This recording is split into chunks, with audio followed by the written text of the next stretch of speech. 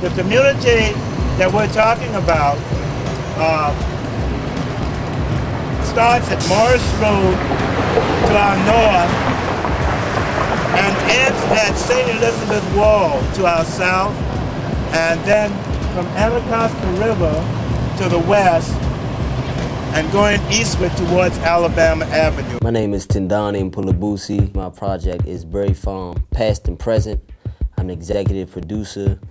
We are awarded to do a documentary preserving the history of Berry Farms, which has a very little known historical background. In like the 20th century, Berry Farms got broken down into like a smaller hood, like it is today. It was a little bit left of Berry Farms, like the houses, the apartments in Potchester, which we live in. Berry Farm was actually much larger, but its government encroachment, private business encroachment, has eaten up the edges of Berry Farm for highways and businesses. I was looking through some papers in the resident council office, and I stumbled upon some information about General Howard, who became the commissioner of the Freedmen's Bureau. Berry Farm community, it was the first free community, first place in DC where blacks could buy land. And it was the model community for 77 freedmen's community around the nation. Berry Farms, it was a big hood. Like, it was just big, like 375 acres. That's land. That's land right there. That's the 375 acres that was purchased by Howard, General Howard. And as I say, it was purchased by the Freedmen's Bureau. They bought these 1 acre lots, this is 1 acre, roughly. And they were supposed to, the idea was that they would work in the city if they could. If not, they would raise plants and animals. Here was a real-time example of the industry and a demonstration of the aspirations of African American people. Historical preservation is important. It's important for me to get youth. I did some banging, hip-hop soundtracks to it.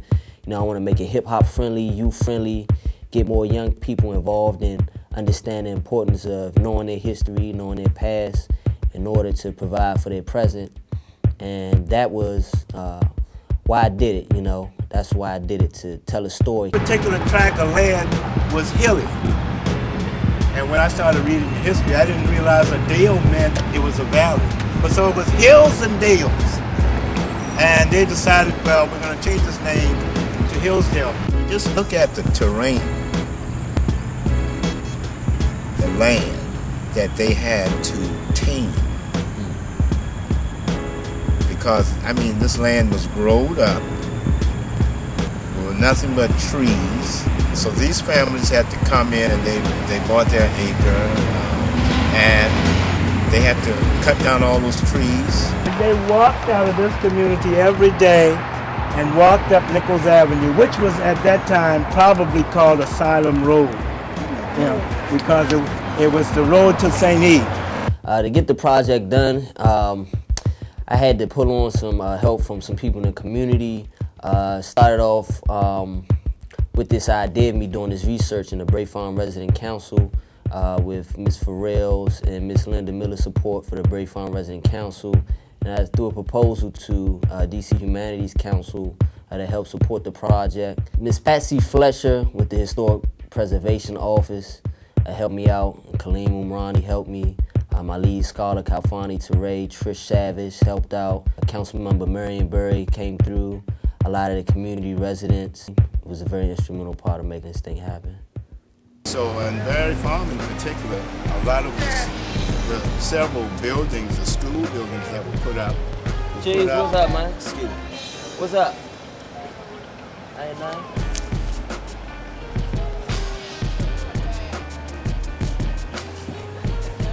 Speaking of college, any of y'all know anything about Howard University? Are you talking about all the time? Yeah, Howard University. There's some cute girls up there, that's what I know. Do you know people that go to Howard University right now? No, not that I know of. Don't you feel like, since the people in this community kind of help fund that you should be able to get a scholarship? Yeah. You plan on going to college? Mm-hmm. But that also speaks to how closely